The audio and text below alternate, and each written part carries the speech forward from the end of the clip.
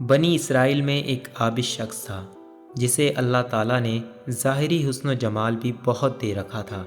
اپنے ہاتھ سے زنبیل بناتا اور فروخت کر کے بسر اوقات کرتا تھا۔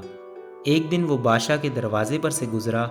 بادشاہ کی بیوی کی خادمہ نے دیکھ لیا، جا کر ملکہ سے کہنے لگی کہ یہاں ایک آدمی ہے کہ ایسا حسین شخص کبھی دیکھنے میں نہیں آیا، زنبیل فروخت کرتا پھر رہا ہے۔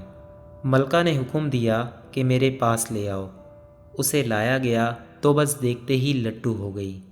وہ کہنے لگی کہ زنبیلیں پھینک دے اور یہ چادر سنبھال۔ باندی سے کہا کہ تیل اور خوشبو وغیرہ لا، ہم اس سے اپنی حاجت براری کریں گے۔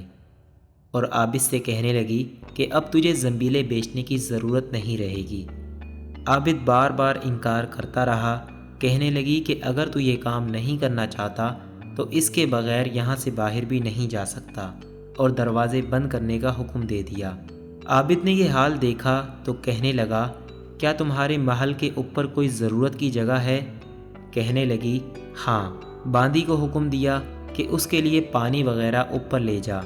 یہ اوپر چھت کے ایک کونے کی طرف گیا، دیکھا کہ محل بہت اونچا ہے، کوئی ایسی چیز نہیں جس کے ساتھ لٹک کر نیچے اتر جائے۔ آخر اپنے نفس کو خطاب اور عتاب کرنے لگا کہ تو 70 برس سے اپنے رب کریم کی رضا کی طلب میں لگا ہوا ہے، رات دن اسی حرص میں گزرتے ہیں، پھر تجھ پر آج ایسی شام آئی ہے جو تیری اس تمام محنت کو ضائع کر دے۔ تجھ سے بڑھ کر کوئی خائن نہ ہوگا اگر یہ شام تیرے اعمال کو فاسد کر گئی۔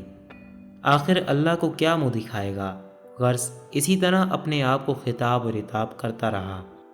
حضور صلی اللہ علیہ وآلہ وسلم فرماتے ہیں کہ اس کے بعد جب اس نے بلندی سے کود جانے کا تہیہ کر لیا تو اللہ تعالیٰ نے جبریل علیہ السلام کو ندا دی۔ انہوں نے حاضر ہو کر جواب دیا، ارشاد ہوا، میرا بندہ میری معصیت اور ناراضگی سے بچنے کے لیے جان کی بازی لگا رہا ہے، جا اپنے پروں سے اس کو تھام لے اور اسے ذرا بھی تکلیف نہ ہونے پائے۔ چنانچہ جبرائیل علیہ السلام نے اپنا پر پھیلایا، اسے پکڑ کر یوں زمین پر رکھ دیا جیسے ایک مہربان باپ اپنے بیٹے کو رکھتا ہے۔ فرمایا کہ عابد یہاں سے سیدھا گھر گیا، زنبیلیں وغیرہ وہیں رہ گئیں۔ سورج غروب ہو رہا تھا۔ بیوی کہنے لگی، زنبیلوں کی قیمت کہاں ہے؟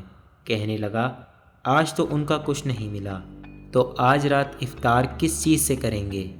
کہنے لگا، آج کی رات یوں ہی ذرا صبر سے کاٹ لیں گے۔ پھر کہنے لگا، اٹھ کر تنور میں آگ جلا دے، ہمسائے ہمارے تنور میں آگ نہیں دیکھیں گے تو نہ معلوم کیا کچھ خیالات دوڑائیں گے، بلا وجہ انہیں پریشان کرنا اچھا نہیں۔ بیوی نے اٹھ کر تنور میں آگ جلا دی، خود واپس آ کر بیٹھ گئی۔ ایک پڑوسن آگ لینے کو آئی، پوچھا آگ ہے؟ جواب ملا، آگے بڑھ کر تنور سے لے لو۔ یہ عورت آگ لے کر واپس ہوئی تو گھر والی سے کہنے لگی کہ تو یہاں بیٹھی باتیں کر رہی ہے، ادھر تیری روٹیاں پک چکی ہیں بلکہ جلنے کو ہیں۔ عورت نے اٹھ کر دیکھا تو تنور بہترین روٹیوں سے بھرا ہوا تھا۔ عورت نے انہیں برتن میں رکھا اور خاوند کے پاس لے آئی اور کہنے لگی کہ تیرے ساتھ اللہ تعالیٰ کا یہ معاملہ تیرے بلند درجات کی وجہ سے ہی ہو سکتا ہے، لہٰذا تو اللہ تعالیٰ سے دعا مانگ کہ ہماری باقی عمر خوشحالی میں گزرے۔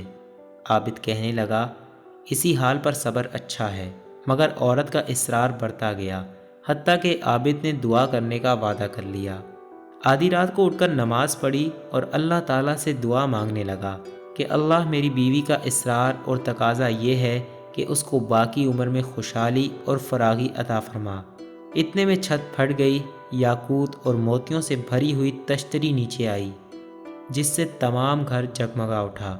عابد نے بیوی کا پاؤں دبایا جو قریب ہی سو رہی تھی اور کہا کہ اٹھ کر بیٹھ اور جو کچھ مانگتی تھی وہ سنبھال لے۔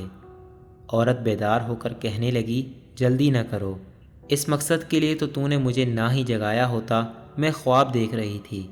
سونے کی بہت سی کرسیاں بچھی ہوئی ہیں جو یاقوت اور زبرجد وغیرہ سے مرصع ہیں، مگر ان میں سوراخ ہیں۔ میں نے پوچھا، یہ کرسیاں کس کی ہیں؟ جواب ملا، یہ تیرے خاوند کے بیٹھنے کے لیے ہیں۔ میں نے پوچھا، یہ سوراخ کیا ہیں؟ جواب ملا، یہ وہی نقص اور کمی ہے جو دنیا کی جلد بازی کی وجہ سے واقع ہوئی ہیں۔ تو میں نے کہا کہ میں کسی ایسی چیز کی خواہش نہیں رکھتی جس سے تیری نشست گاہ میں نقص پیدا ہو، لہٰذا اپنے رب سے اسے واپس کرنے کی دعا کر لو۔ عابد نے دعا مانگی اور تشتری واپس ہو گئی۔ بے شک جو اللہ کے خوف سے اپنے آپ کو نفسانی خواہشات سے بچاتا ہے تو اللہ تعالیٰ یقیناً اس کی مدد فرماتے ہیں۔ چنانچہ ارشاد باری تعالیٰ ہے، جو لوگ ہمارے راستے میں یہ مجاہدہ اور محنت کرتے ہیں کہ ماحول کا، معاشرے کا، نفس کا، شیطان کا اور خواہشات کا تقاضا چھوڑ کر وہ ہمارے حکم پر چلنا چاہتے ہیں تو ہم کیا کرتے ہیں؟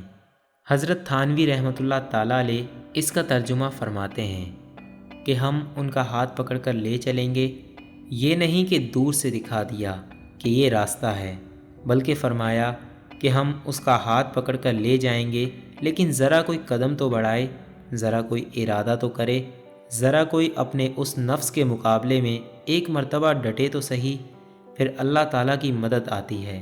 یہ اللہ تعالیٰ کا وعدہ ہے جو کبھی جھوٹا نہیں ہو سکتا، لہٰذا مجاہدہ اسی کا نام ہے کہ ایک مرتبہ آدمی ڈٹ کر ارادہ کر لے کہ یہ کام نہیں کروں گا، دل پر آرے چل جائیں گے، خواہشات پامال ہو جائیں گی، دل و دماغ پر قیامت گزر جائے گی، لیکن یہ گناہ کا کام نہیں کروں گا۔ جس دن نفس کے سامنے ڈٹ گیا، اللہ تعالیٰ فرماتے ہیں کہ اس دن سے ہمارا محبوب ہو گیا، اب ہم خود اس کا ہاتھ پکڑ کر اپنے راستے پر لے جائیں گے۔ اس لیے اصلاح کے راستے میں سب سے پہلا قدم مجاہدہ ہے، اس کا عزم کرنا ہوگا۔ آرزوئیں خون ہوں یا حسرت پامال ہوں، اب تو اس دل کو بنانا ہے تیرے قابل مجھے،